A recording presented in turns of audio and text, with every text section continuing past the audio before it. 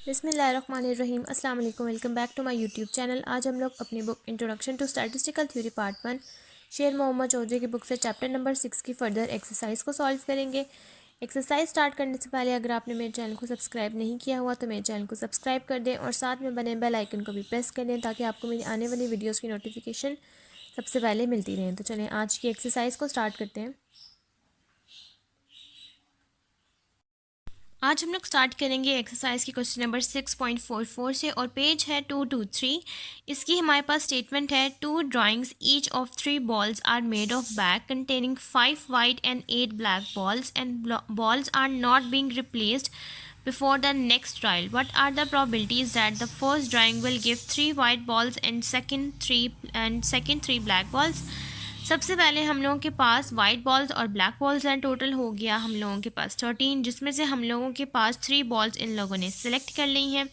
उसके बाद इन्होंने ये कहा है कि आपने प्रॉबिलिटी फाइंड आउट करनी है कि फर्स्ट में आप लोगों के पास 3 वाइट बॉल्स हों और सेकंड में आप लोगों के पास 3 ब्लैक बॉल्स हों और जो बॉल आप लोग रिप्लेस करें वो पहले किसी भी ट्रायल में रिप्लेस ना हुई भी हो। तो चले अब हम लोग इसका सोल्यूशन स्टार्ट करते हैं और फिर मैं आपको बताती हूँ कि हम लोग इसको कैसे सॉल्व करेंगे।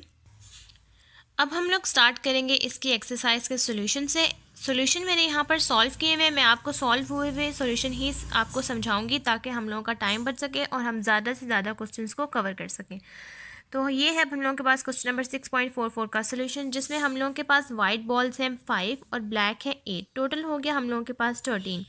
अब हम लोगों के पास 13 बॉल्स हैं जिसमें से हम लोगों ने 2 बॉल्स कलेक्ट कर ली। हम लोगों के पास 2 ड्राइंग है तो हम लोगों ने 2 बॉल्स सेलेक्ट कर ली। तो 13 में से हम लोग 2 निकाल देंगे, हम लोगों के पास फेस आ जाएंगे 286। अब हमने ए को वो इवेंट डिफाइन करना है कि first drawn gives 3 white balls की जो हम लोग फर्स्ट ड्रॉ करें हम लोगों के पास 2 ड्रॉज आएंगे, एक ए का आएगा और एक बी का आएगा। जब हम लोग फर्स्ट ड्रॉ करेंगे तो उसमें हम लोगों के पास 3 वाइट बॉल्स हों तो वाइट बॉल्स कितनी है 5C3 हो गया हम लोगों के पास 10।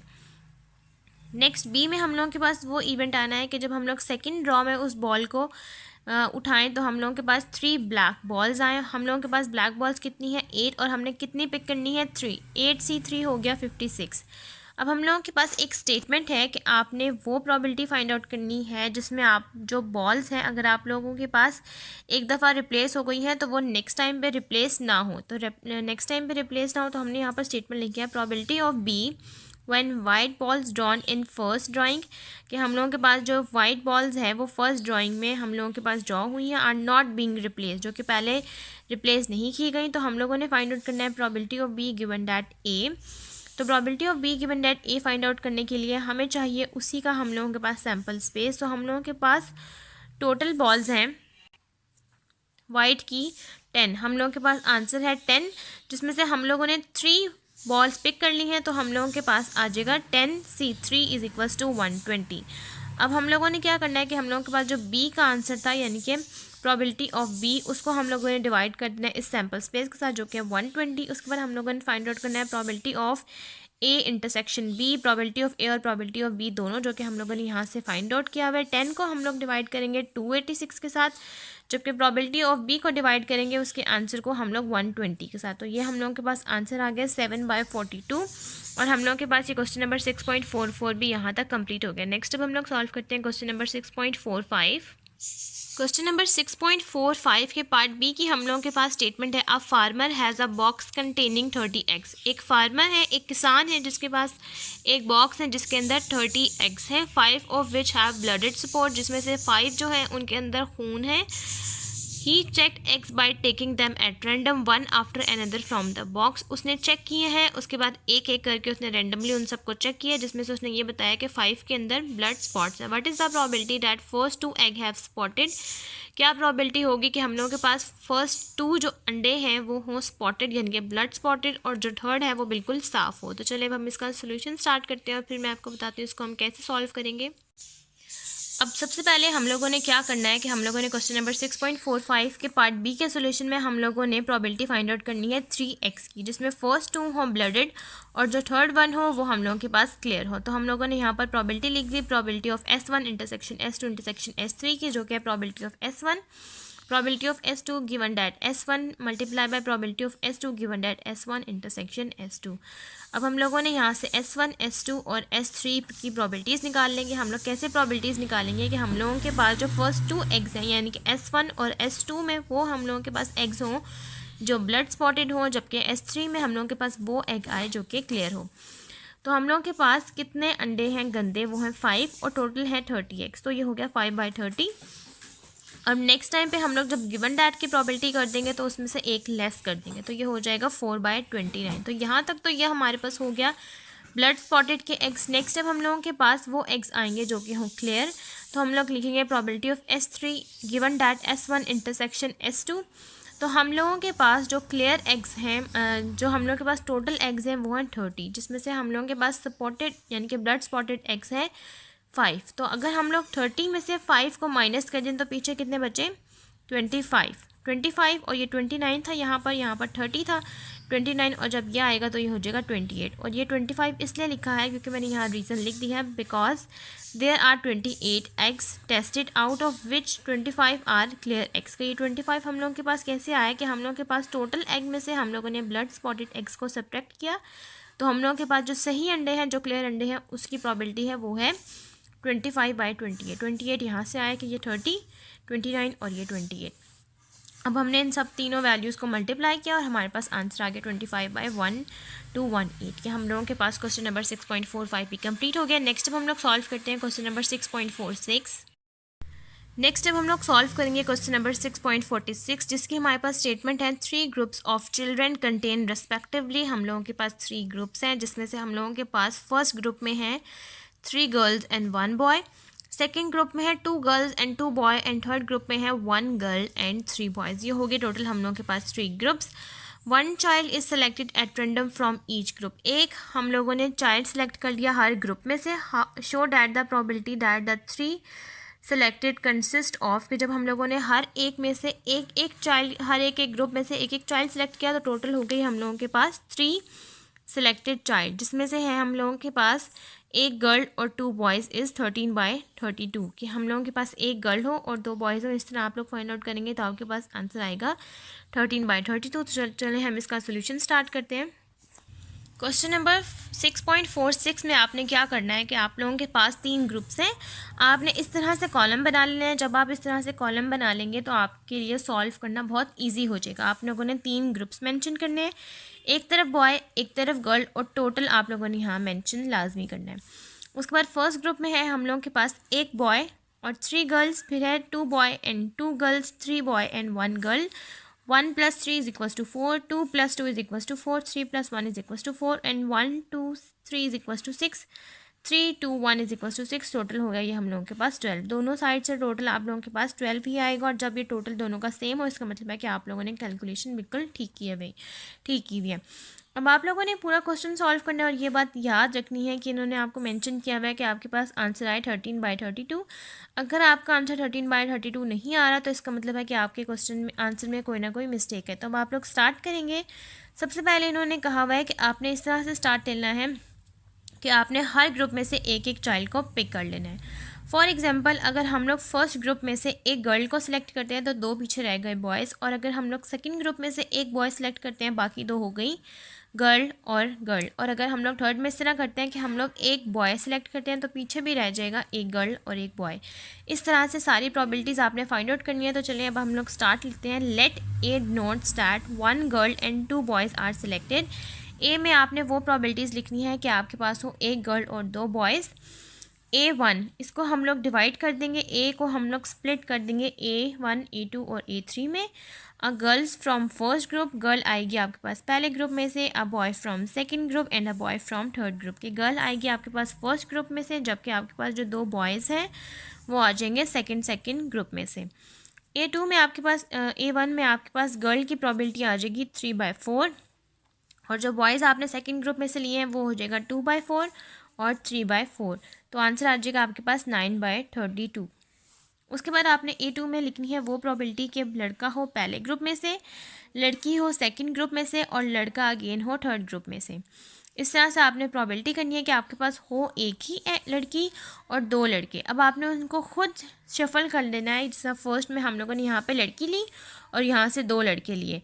अब सेकंड पे आपने क्या करना है कि आपने यहाँ से एक लड़का ले लेना है, यहाँ लड़की कर देनी है और फिर लड़का। अब थर्ड में आपने क्या करना है कि आपने फर्स्ट में दोनों लड़की ले लेना है और लड़की की पोजीशन आपने तीनों ग्रुप्स के अकॉर्डिंग चेंज करते रहनी है। ठीक है, तो अब मैं आपको दिखाती हूँ A2 की प्रोबेबिलिटी का आंसर।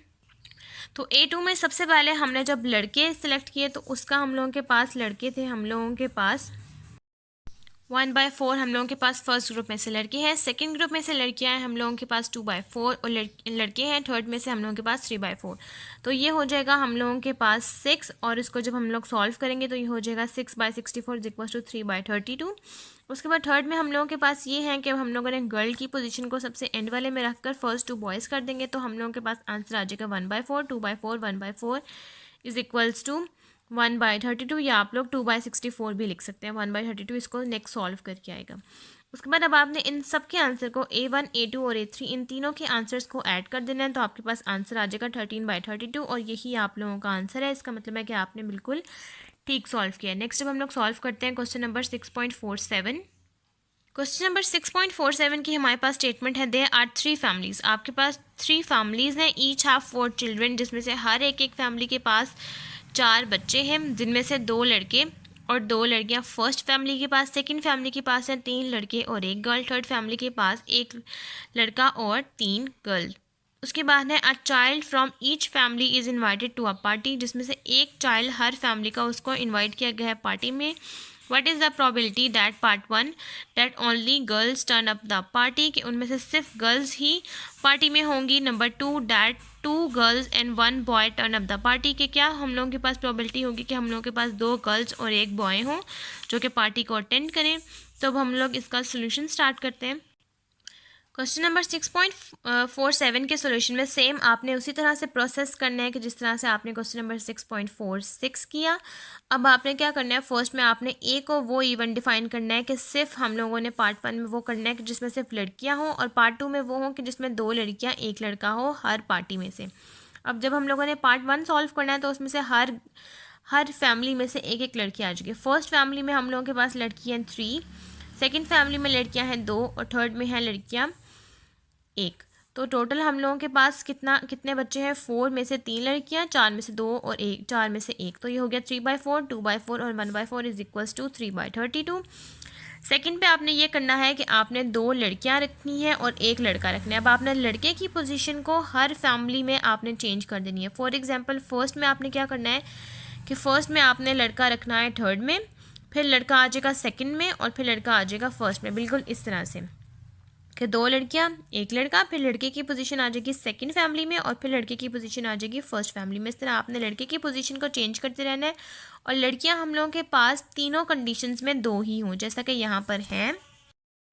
अब आपने सेकंड पार्ट में इसको इवन डिफाइन किया बी को, जिसमें बी के हम लोगों के पास चांसेस आ जाएंगे 3 मोस्टली एक्सक्लूसिव वेज। तो सबसे पहले हम लोगों के पास B1 B2 और B3 में हम इसको स्प्लिट कर देंगे। B1 में हम लोगों के पास 2 लड़कियां 1 लड़के हैं। आंसर हम लोगों के पास लड़कियां फर्स्ट ग्रुप में 3/4, सेकंड में हम लोगों के पास लड़कियां 2/4 और थर्ड में हम लोगों के पास लड़कियां 3/4। आंसर आ जाएगा 9/32। सेकंड में हम लोगों के पास लड़कियां हैं 3/4, लड़के हैं 2/4 और लड़कियां हैं 1/4 = 3/32। और थर्ड में हम लोगों के पास लड़के हैं 1/4, लड़कियां हैं 2/4 और फिर अगेन लड़कियां 1/4 = 1/32। अब आपने इन तीनों प्रोबेबिलिटीज़ को ऐड कर देना है तो आपके पास अगेन आंसर आ जाएगा 13/32। यहाँ तक हम लोगों के पास क्वेश्चन नंबर 6.47 भी कंप्लीट हो गया। नेक्स्ट अब हम लोग सॉल्व करते हैं क्वेश्चन नंबर 6.48 का सोल्यूशन। क्वेश्चन नंबर 6.48 में हम लोगों के पास स्टेटमेंट है the odds that a book will be favourably reviewed by 3 independent critics are 3-2, 4-3 and 3-3 respectively. What is the probability that of 3 reviews a majority will be favorable? Hint है हम लोगों के पास if we given the odd that an event A will occur as A to B, then P is equals to A divided by A plus B and Q is equals to B divided by A plus B. सबसे पहले हम लोगों के पास एक book है जिसको हम लोगों के पास 3 टाइम्स उसको रिव्यू किया गया है, यानी कि हम लोगों के पास 3 यहाँ पर वेज आएंगे, नंबर 1, नंबर 2, नंबर 3, हम लोगों ने ये प्रॉबिलिटी फाइंड आउट करनी है कि इन 3 रिव्यूज़ में से सबसे ज़्यादा किसको फेवरेबल किया गया, यानी कि किसको सबसे ज़्यादा पसंद किया गया है। सबसे पहले हम लोगों के पास जो यहाँ प्रॉबिलिटी है, हम लोगों के पास आनी चाहिए ऑड की प्रॉबिलिटी। ऑड की प्रॉबिलिटी इस तरह से कि ये 3 2 2 है, तो 3 2 2 का मतलब है कि सबसे पहले आपने 3 को डिवाइड करना है 5 के साथ। 5 इस तरह से कि 3 और ये 2 हो जाएगा 5, और ये 3 जो ऊपर है आपने इसको न्यूमिनेटर में रखना है, और डिनोमिनेटर में ये जो 3 और 2 है इसको आप लोगों ने ऐड कर देना है। सेकंड पे आप लोगों के पास जो प्रॉबिलिटी बी की आएगी, उसको 4 को डिवाइड करना है आप लोगों ने 7 के साथ, ये 4 और ये 3 इज इक्वल्स टू 7। और थर्ड में आपने क्या करना है कि ये है 3 2 3, तो आपने 3 को डिवाइड करना है 5 के साथ, जो कि 3 + 2 + 3 इज इक्वल्स टू 5। इस तरह से आपने यहाँ पर आपके पास 3 तरह की प्रॉबिलिटीज़ आ जाएंगी। तो अब हम इसका सोल्यूशन स्टार्ट करते हैं, फिर मैं आपको सिखाती हूँ कि इसको कैसे सॉल्व करेंगे। तो सोल्यूशन में सबसे पहले आपने क्या करना है कि आपने इसको फर्स्ट सेकंड और थर्ड रिव्यूअर्स को बुक को फेवरेबल कर देना है। ए में आपने लिखना है वो event, the book is favourably reviewed by first reviewer, the book is favourably reviewed by second reviewer, and C is favourably reviewed by third reviewer. ये आपके पास 3 प्रॉबिलिटीज़ आ जाएंगी। आपने प्रॉबिलिटी वो सिलेक्ट करनी है कि आपके पास एक फेवरेबल आउटकम बचे हर प्रॉबिलिटीज़ में से। तो चलिए सबसे पहले आपने क्या करना है कि जैसा मैंने आपको सिखाया कि प्रॉबिलिटी ऑफ ए में आ जाएगा 3/5, क्योंकि 3 + 2 = 5। ये हो जाएगा 4/7, क्योंकि 4 + 3 = 7, और ये हो जाएगा 2/5 क्योंकि 2 + 3 = 5। अब आपने इनके कॉम्प्लीमेंट फाइंड आउट कर लेना है, यानी कि 1 में से 3/5 को सब्ट्रैक्ट करना है, 2/5 आ जाएगा। 1 में से 4/7 = 3/7, एंड 1 - 2/5 = 3/5। अब आपने ई में वो इवेंट डिफाइन करना है कि आपके पास 2 फेवरेबल आउटकम्स हों और बाकी एक आप लोगों के पास कॉम्प्लीमेंट रहे, यानी कि जो कॉम्प्लीमेंट है वो हम लोगों ने इसको ऐसे लिख लेना है। हर एक में कॉम्प्लीमेंट, आप पहले ए कॉम्प्लीमेंट भी लिख सकते हैं, बी कॉम्प्लीमेंट और बाद में सी कॉम्प्लीमेंट, ये आपकी अपनी मर्जी है। मैंने यहाँ पर पहले सी कॉम्प्लीमेंट लिखा है, उसके बाद बी कॉम्प्लीमेंट, उसके बाद ए कॉम्प्लीमेंट। अब आप लोगों ने यहाँ पर क्या करना है कि प्रॉबिलिटी ऑफ, यहाँ पर प्रॉबिलिटी अप्लाई कर देनी है, प्रॉबिलिटी ऑफ ए बी और probability of C complement plus probability of A, probability of B complement, probability of C, probability of A complement, probability of B और प्रॉबिलिटी ऑफ सी। सारी values को आपने put करना है जो हम लोगों ने यहाँ से फाइंड आउट की हुई हैं। उसके बाद आपने इसको सॉल्व करना है, तो आप लोगों के पास आंसर आ जाएगा यहाँ पर 7/174, दैट इज़ इक्वल्स टू 2/5। अब आप लोगों ने सारे all 3 are favourably we have, कि आप लोगों के पास 3 फेवरेबल आउटकम्स होने चाहिए सारे के सारे। तो जो आपके पास आंसर आया है आपने उसी आंसर के साथ ही probability of A intersection B intersection C को ऐड कर देना है। आप चाहें तो आप यहाँ पर भी ये चीज़ ऐड कर सकते हैं। जब आप लोग यहाँ पर ऐड करेंगे तो मैं आपको ये वाला स्टेप जो इसके यहाँ तक इसके बाद वाला है वो मैं आपको ऊपर लिख के दिखा देती हूँ। आप लोगों के पास ये वाला स्टेप ऐसे आएगा कि probability of E is equals to probability of A intersection B intersection C complement plus probability of A intersection B complement intersection C plus probability of A complement intersection B intersection C plus probability of A intersection B intersection C. आप लोग इस तरह से भी solve कर सकते हैं कि आप लोग probability of A intersection B intersection C को आप साथ में लिखें, या फिर आपके पास जो बाद में आंसर आए आपने उस आंसर के साथ इसको ऐड कर देना। ये आपकी मर्ज़ी है, आप लोग इसको कैसे सॉल्व करते हैं। आंसर आप दोनों का आपका हर उससे सेम आएगा, 9/174 ही आंसर आएगा आप लोगों के पास। अब आप लोगों की मर्ज़ी है कि आप इस मेथड से करें या फिर आप इस मेथड से करें, दोनों का आंसर आपका सेम ही आएगा। और ये हम लोगों के पास क्वेश्चन नंबर 6.48 भी सॉल्व हो गया। नेक्स्ट अब हम लोग सॉल्व करते हैं क्वेश्चन नंबर 6.49। क्वेश्चन नंबर 6.49 के पार्ट ए की हम लोगों के पास स्टेटमेंट है। ये भी आप लोगों के पास इंपॉर्टेंट क्वेश्चन है, आप इसको मेंशन भी कर सकते हैं इंपॉर्टेंट, ये भी पेपर में बहुत टाइम्स आता है।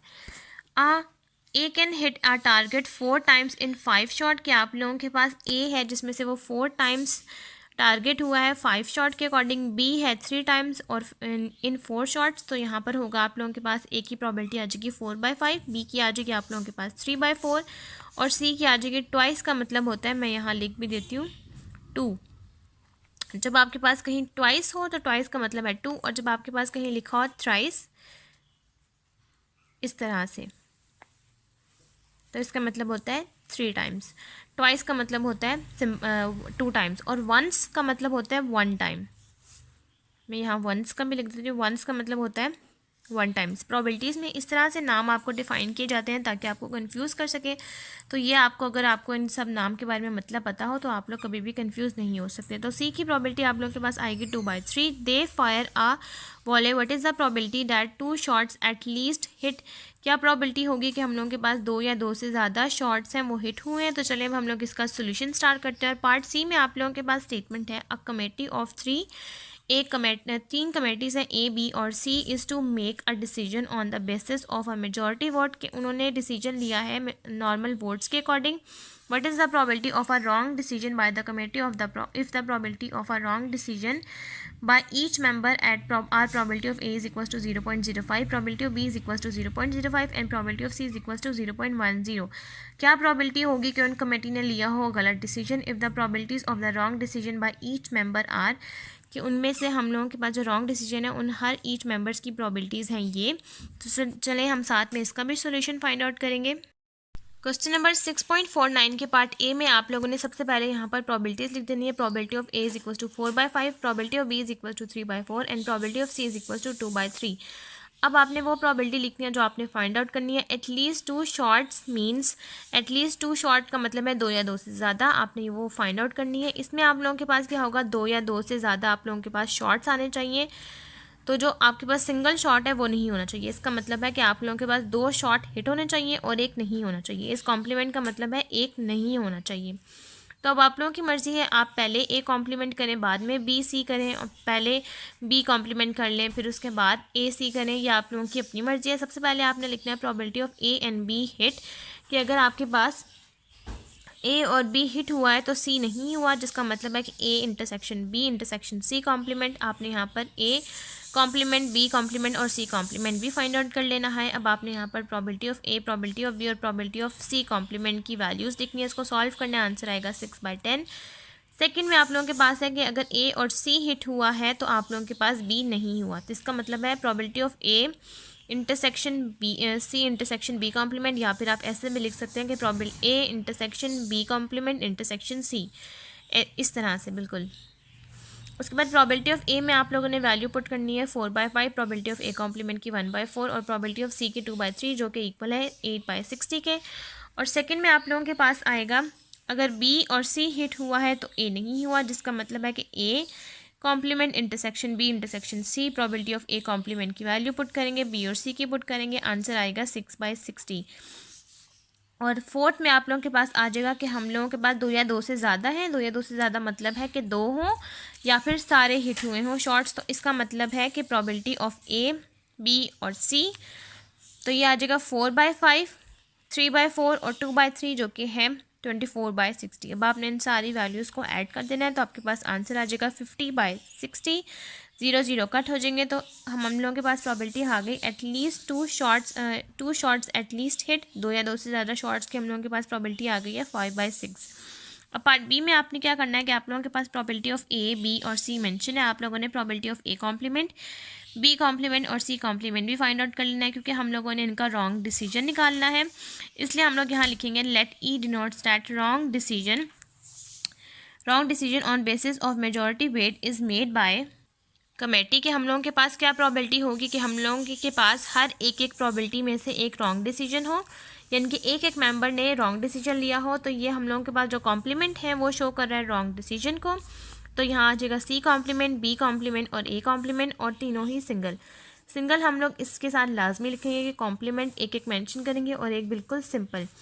Intersection B intersection C complement, intersection B complement intersection C, union का मतलब है ऐड और इंटरसेक्शन का मतलब है multiply. Probability of A multiply probability of B multiply probability of C complement plus probability of A probability of B complement multiply by probability of C plus probability of A complement B C plus probability of A B and सी।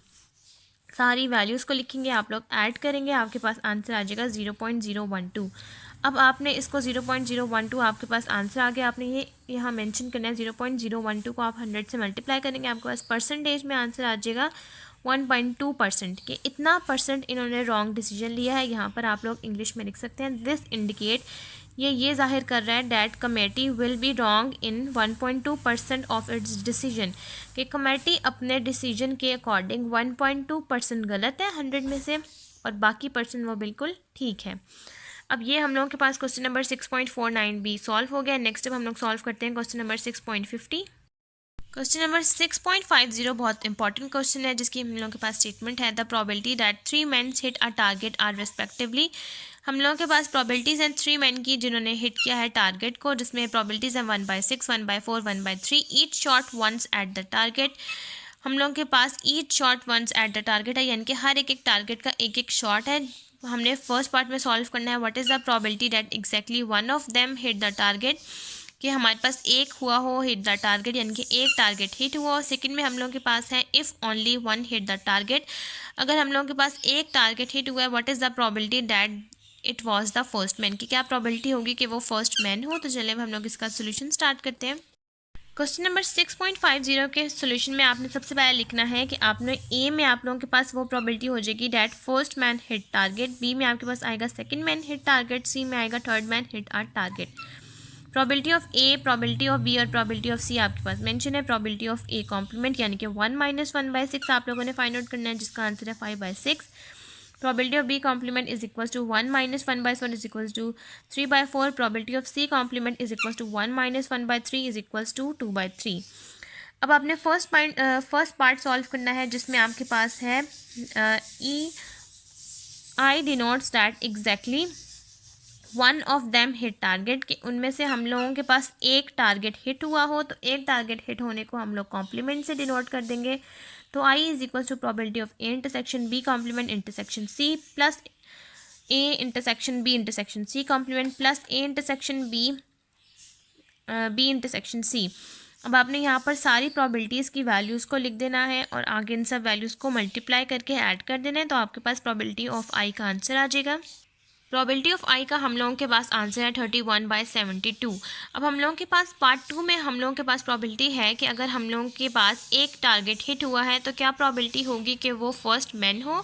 तो हम लोगों के पास आ जाएगा first man को हम लोगों ने denote किया है ए के साथ, और आई को हमने डिनोट किया है हिट द टारगेट के साथ। तो आई हो गया हम लोगों के पास हिट द टारगेट, और ए हम लोगों के पास हो गया कि हम लोगों के पास अगर हिट किया है तो वो फर्स्ट मैन हो। तो हम लोग इसको सॉल्व करेंगे।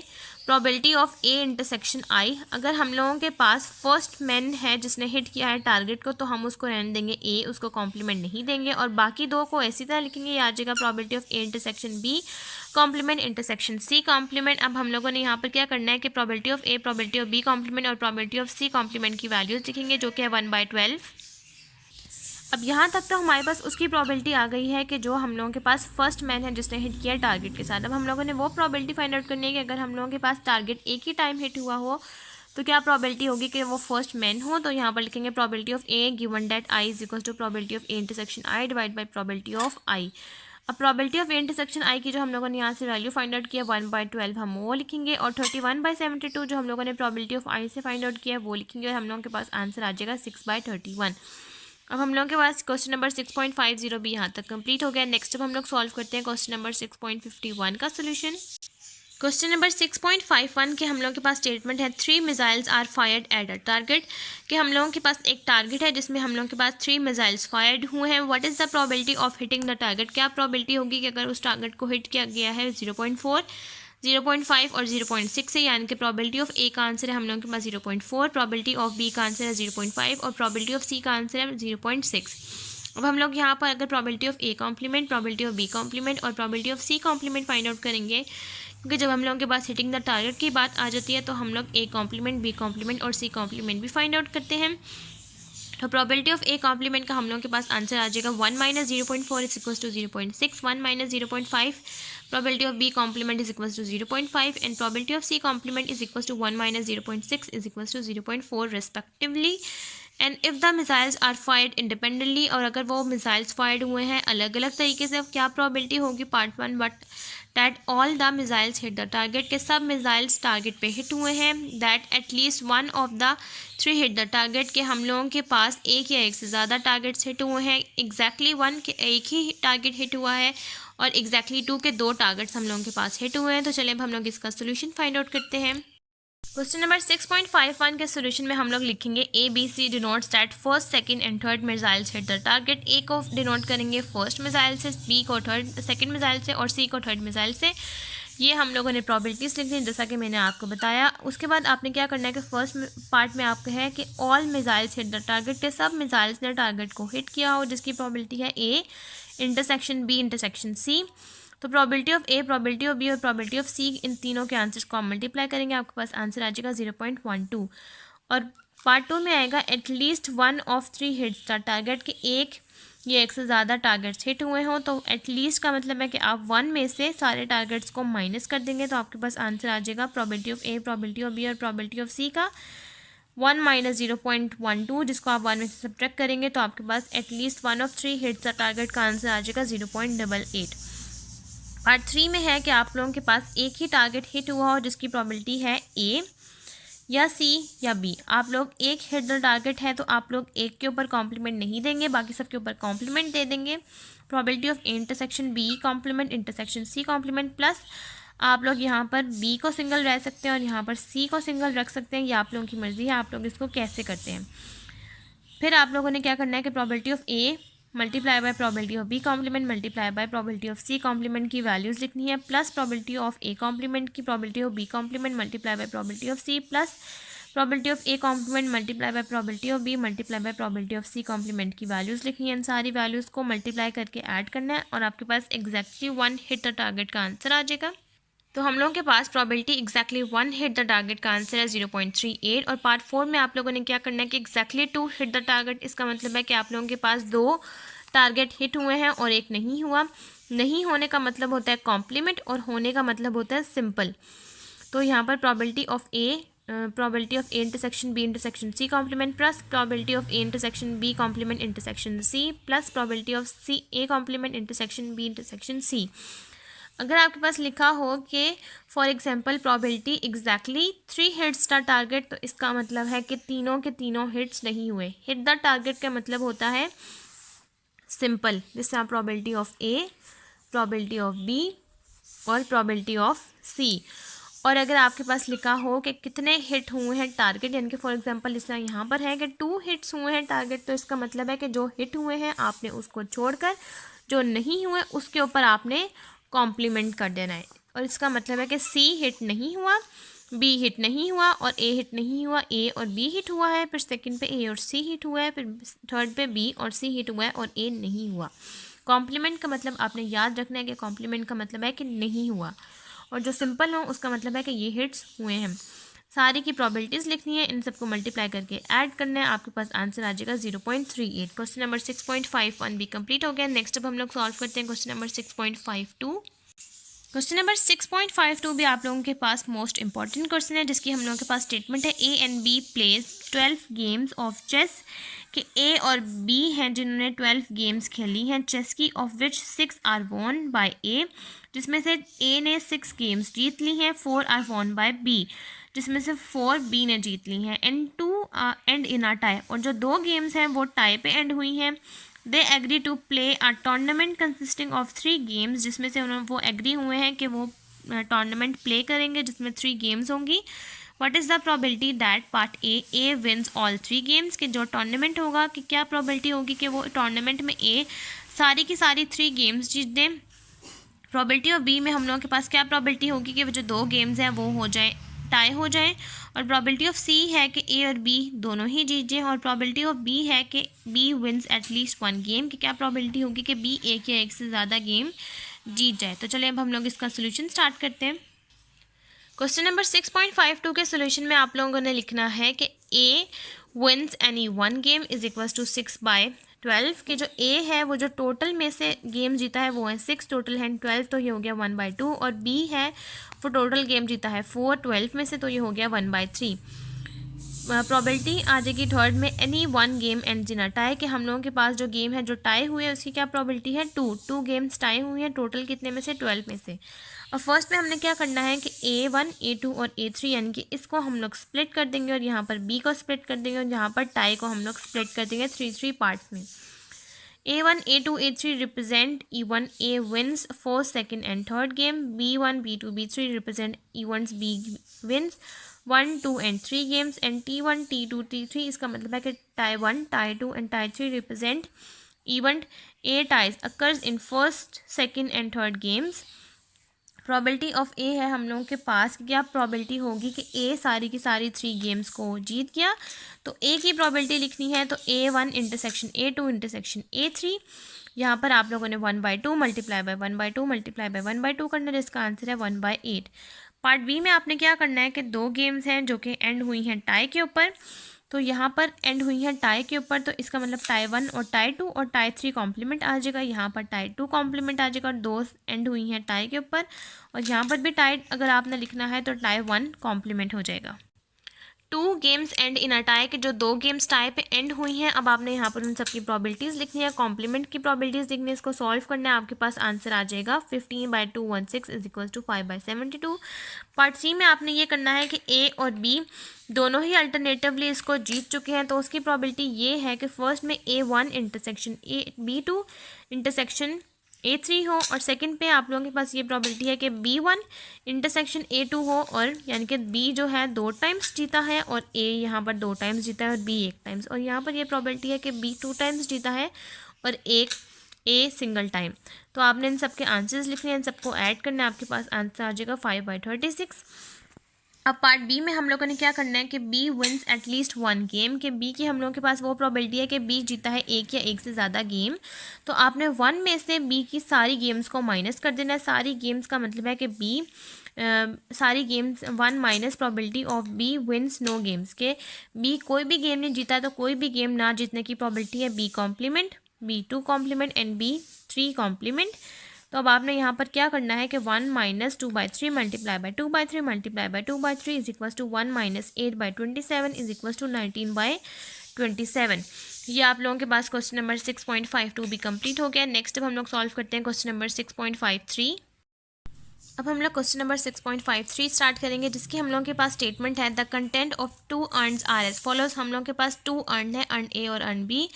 अर्न ए में हम लोगों के पास 3 रेड और 2 वाइट बॉल्स इन टोटल हो गया 5 बॉल्स, और अर्न बी में हम लोगों के पास 2 रेड हैं और 5 वाइट बॉल्स इन टोटल हो गया 7 balls. And earn is selected at random, एक अर्न को हम लोगों ने सिलेक्ट कर लिया एट रैंडम, के रैंडमली कोई भी अर्न आपने सिलेक्ट कर लेना है। बॉल इज ड्रॉन, अगर आपने उसमें से एक बॉल ड्रॉ की है and put into the another earn, और उस बॉल को आपने दूसरे अर्न में पुट कर दिया, और फिर आपने क्या किया, उस बॉल को दोबारा से ड्रॉ किया सेकंड अर्न में से, क्या प्रोबेबिलिटी होगी कि दोनों बॉल्स जो आप लोग ड्रॉ करेंगे वो सेम कलर्स की हों।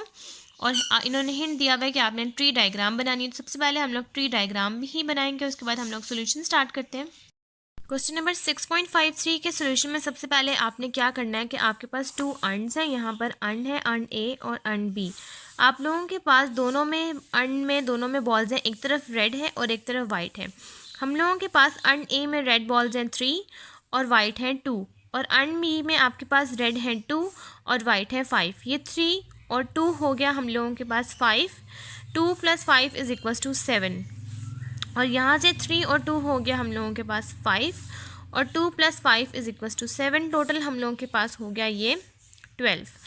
अब आप लोगों ने क्या करना है कि इन्होंने हमें कहा हुआ है कि आपने एक बॉल पिक करनी है, उसको पुट करना है किसी दूसरे अर्न के अंदर, फिर उसी अर्न में से ही आपने बॉल को शो करना है। तो सबसे पहले इन्होंने कहा हुआ, इन्होंने हमें हिंट दी हुई है कि आप ट्री डायग्राम बना लें ताकि आपको आसान हो जाए। तो हम लोग यहाँ पर ट्री डायग्राम बना लेते हैं।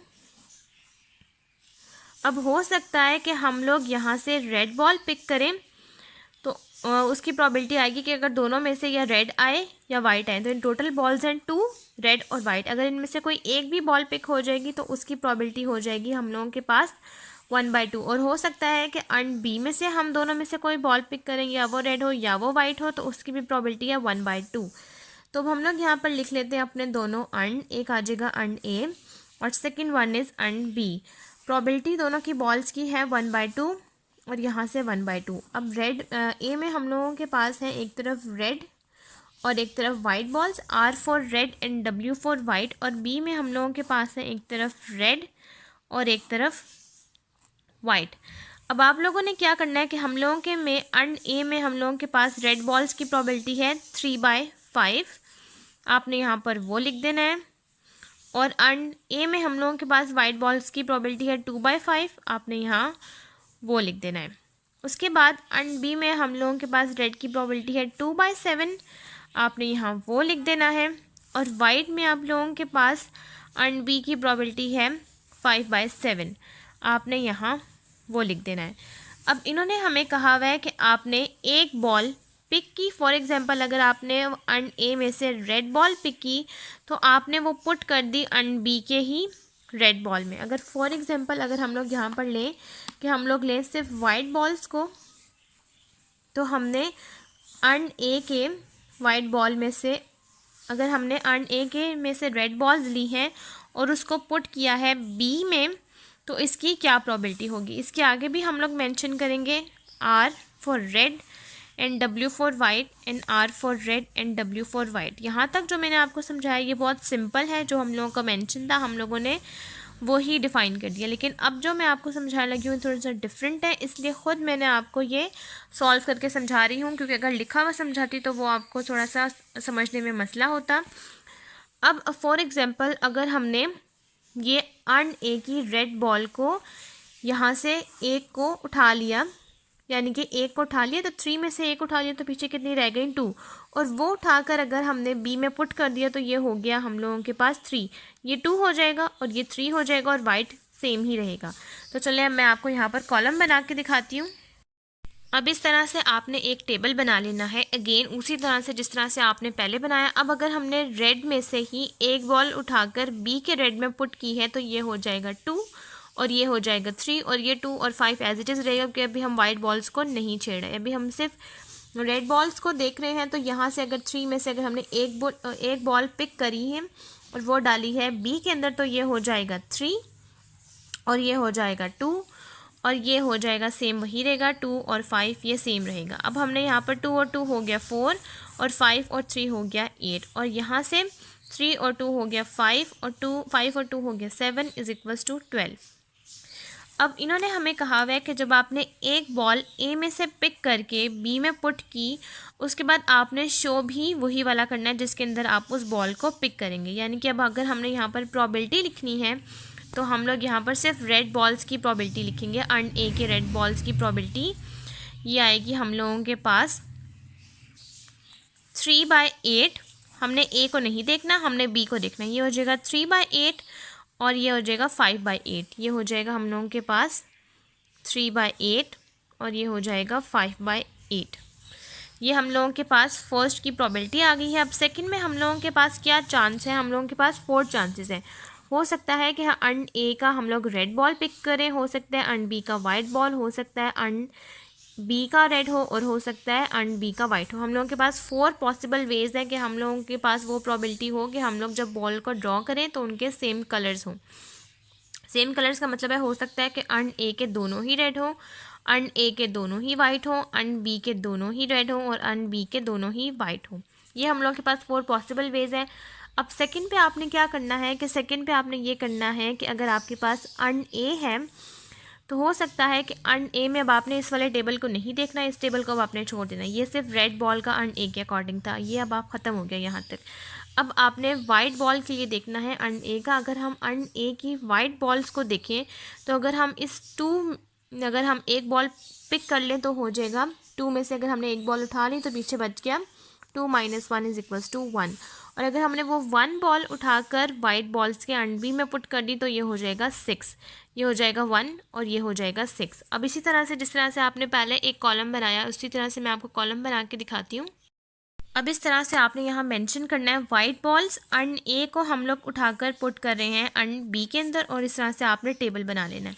अब आपने इस टेबल को देखना है कि अगर हम लोग वाइट बॉल यहाँ से एक उठाते हैं तो ये हो जाएगा 1 और वो वाइट बॉल्स अन बी में पुट करते हैं तो ये हो जाएगा 6 और ये red balls as it is रहेंगी बाकी, क्योंकि रेड बॉल्स को हम लोग नहीं देख रहे।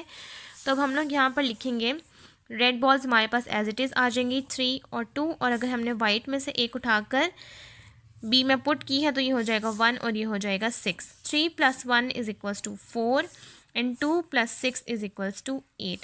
3 + 2 is equals to 5 and 1 + 6 is equals to 7 and is equals to 12. अब हमने ए की ही बॉल को उठाकर जब बी में पुट किया है तो हमने ए को नहीं जिसमें पुट किया उसी को देखना है, तो हम अन बी को देखेंगे। तो जब हम यहाँ पर सेकंड पे जब वाइट बॉल की प्रोबेबिलिटी लिखेंगे तो ये हम लोगों के पास आ जाएगी फर्स्ट में 2/8 और 6/8। ये हो जाएगा 2/8 और ये हो जाएगा हम लोगों के पास 6/8।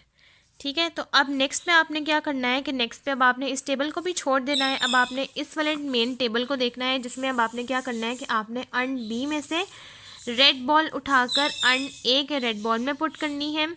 तो यहाँ पर से अगर आप 2 में से एक बॉल उठा लेंगे तो ये रह जाएगा पीछे 1, और यहाँ से 1 उठाकर अगर आप रेड में पुट कर देंगे तो ये हो जाएगा 4, और white ball as it is रहेंगी। और जब आप अर्न बी की वाइट बॉल को देखेंगे तो यहाँ से अगर आप एक बॉल पिक करेंगे तो 5 - 1 हो जाएगा ये 4, और ये 1 बॉल यहाँ पर जाके प्लेस कर देंगे तो ये हो जाएगा 3। तो इसी तरह से ये दोनों के कॉलम्स बनाकर फिर मैं आपको दिखाती हूँ, और ये प्रोबेबिलिटी आपको मैं टेबल दिखाने के बाद ही लिखूँगी।